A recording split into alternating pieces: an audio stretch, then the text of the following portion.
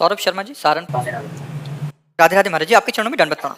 गुरुदेव भगवान, श्रीमद् भगवत गीता में भगवान श्री कृष्ण कहते हैं कि काम, क्रोध और लोभ ये तीन प्रकार के नरक के दरवाजे जीवात्मा का त्रिविधम नरकस्येदम द्वारम नाशन महात्मनः कामः क्रोधः तथा लोभः तस्मात् दैत्यं त्यजेत्। महाराज, इन तीनों का त्याग कर देना चाहिए, परंतु इस भौतिक संसार में रहते हुए ये चीजें स्वतः ही जीवन में आ जाती हैं। महाराज जी, ऐसे में इस नरक से कैसे बाहर निकले? स्वतः विष आएगा, खा जाओगे? स्वतः विष आ गए तो खा जाओगे क्या? विवेक है कि ये विष है, ये खाद्य नहीं है। तो स्वतः हमारे सामने अगर भोग आते हैं तो वो धर्मयुक्त हैं या अधर्मयुक्त। जैसे भगवान ने काम को नरक का द्वार बताया, तो एक जगह काम को अपना स्वरूप बताया विभूतियों में। जब भगवान विभूतियों का वर्णन करते हैं तो कहते हैं धर्मयुक्त काम मैं हूँ। जैसे पानी ग्रहण किया, धर्मयुक्त पत्नी शास्त्र सम्मानित स्वीकार किया। आज जो ये व्यभिचार प्रवृत्ति चल रही ना, ये नहीं, शास्त्र प्रमाणित कुल परंपरागत धर्मयुक्त पाणी ग्रहण वैदिक मंत्रों के द्वारा अग्नि को साक्षी करके जिसको स्वीकार किया संतानोत्पत्ति के लिए, उससे किया हुआ भोग वो भगवत स्वरूप है, वो पाप नहीं है, वो उसके लिए दोष नहीं है। ऐसे ही स्त्री के लिए है, अपने पति के साथ सहवास करना धर्म है और दूसरे पुरुषों को काम दृष्टि से देखना मात्र पाप है। पर ये बातें, कलयुग का प्रभाव कैसा चल रहा है, इतना गंदा वातावरण होता जा रहा है। पवित्रता जहाँ छाई रहती है वहाँ आप संशय हो रहा है, वहाँ आप संशय हो रहा है। ऐसे पवित्र संबंधों में ये गंदी बातें प्रवेश कर रही हैं जहाँ दिमाग काम नहीं करता। ऐसा कैसे हो सकता है? समाज में कितनी गंदगी फैल रही है, कितना गंदा व्यवहार हो रहा है। ये समझा ही नहीं जा रहा कि ये धर्म है। शरीर को पवित्र रखना धर्म है। जैसे स्त्री शरीर है, इसको जब तक ब्याह ना हो तब तक पवित्र रखना ये धर्म है, और फिर पति को पवित्र होकर समर्पित करना और आजीवन उस पति के अधीन रहना ये धर्म है। ऐसे पुरुष के लिए है, जब तक पाणी ग्रहण ना हो तब तक ब्रह्मचर्य रहना धर्म है, और जब अर्धांगिनी मिल जाए तो उसे प्राण के समान प्यार करते हुए, उसकी गलतियों को क्षमा करते हुए, उसकी मनोकामनाएं पूर्ण करते हुए, उसे धर्म के लिए उससे अनुमति लेते हुए सहज मित्रवत भाव से आजीवन पार करे। ये गृहस्थ धर्म हमारे सनातन धर्म का है। अब आज क्या हो रहा है? आज क्या हो रहा है? ये बहुत गंदी बातें हो रही हैं। आप सब नौजवान बच्चे संभलो, इससे तुम्हारा जीवन बड़ा संकटपूर्ण हो जाएगा। बच्चियाँ, एक बॉयफ्रेंड ब्रेकअप, दो बॉयफ्रेंड ब्रेकअप, तीन बॉयफ्रेंड ब्रेकअप, ये क्या चल रहा है? इसे क्या कहा जाता है? वैश्या प्रवृत्ति। जो कई पुरुषों से संबंध बनाए उसे क्या कहते हैं? और जो कई लड़कियों से संबंध बनाए उसे व्यभिचारी कहते हैं। तो अब व्यभिचारी और वैश्या प्रवृत्तियाँ अंदर धारण करना, अब इससे आप सदगृहस्थ बन जाएंगे। जब आपको पत्नी मिलेगी तो आप अपनी पत्नी में संतुष्ट नहीं रहेंगे, जब आपको पति मिलेगा तो आप पति में संतुष्ट नहीं रहेंगे, क्योंकि आपका व्यभिचार करना स्वभाव बन गया है।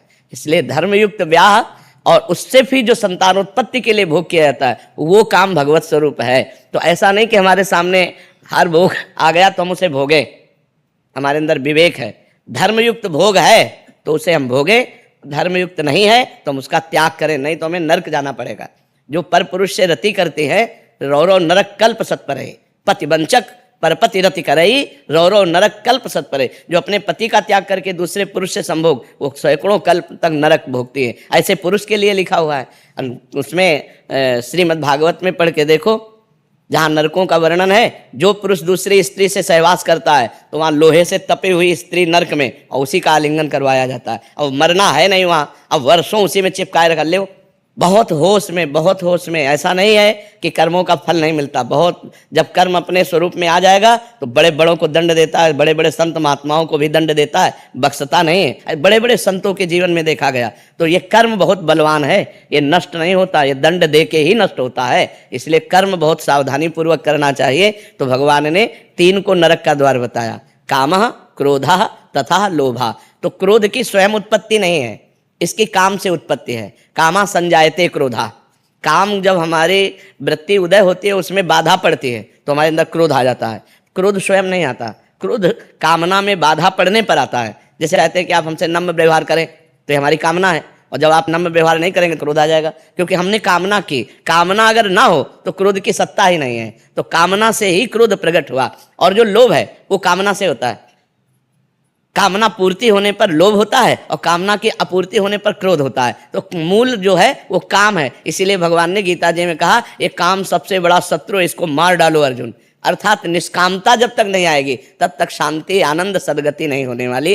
इसलिए भगवान का नाम जप करो, अच्छे आचरण करो, आए हुए समस्त भोगों को निर्णय करो विवेक के द्वारा कि धर्मयुक्त है कि अधर्म है। अब ये धर्म नहीं कि कोई आपके सामने आके कहे मुझे भोगो, तो नहीं, तो हमारे किस धर्म के डिपार्टमेंट में हो जो हम तुम्हें स्पर्श करें? नहीं, ये पाप है, मैं कभी नहीं करूँगा। ऐसी हिम्मत होनी चाहिए। पर ऐसे क्या, यहाँ तो जानबूझकर गलत आचरणों की तरफ कूद रहे हैं। बिना अध्यात्म के पशुवत जीवन होता है।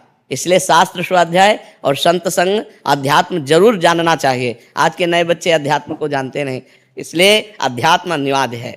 हम सोच समझ कर कार्य करें। हमारा कर्म बड़ा प्रबल है, वो हमको दंड देगा, इसलिए कोई ऐसा कर्म ना करे, बहुत सावधान रहे।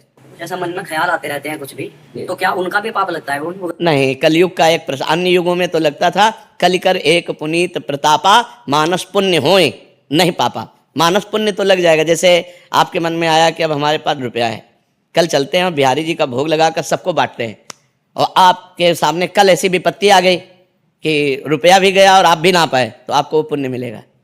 लेकिन हाँ, वो पुण्य मिलेगा, हाँ भावना का। लेकिन आपने सोचा कि कल इनको मार देंगे, आप नहीं मारे, तो पाप नहीं लगेगा। कलिकर एक पुनीत प्रतापा मानस पुण्य होए नहीं पावा। अगर मानसिक पाप लगते तो तब तो पहाड़ जैसे पाप इकट्ठा हो जाते, क्योंकि मन पाप तो सोचता ही रहता है। तो कलयुग में मानसिक पाप नहीं लगते हैं।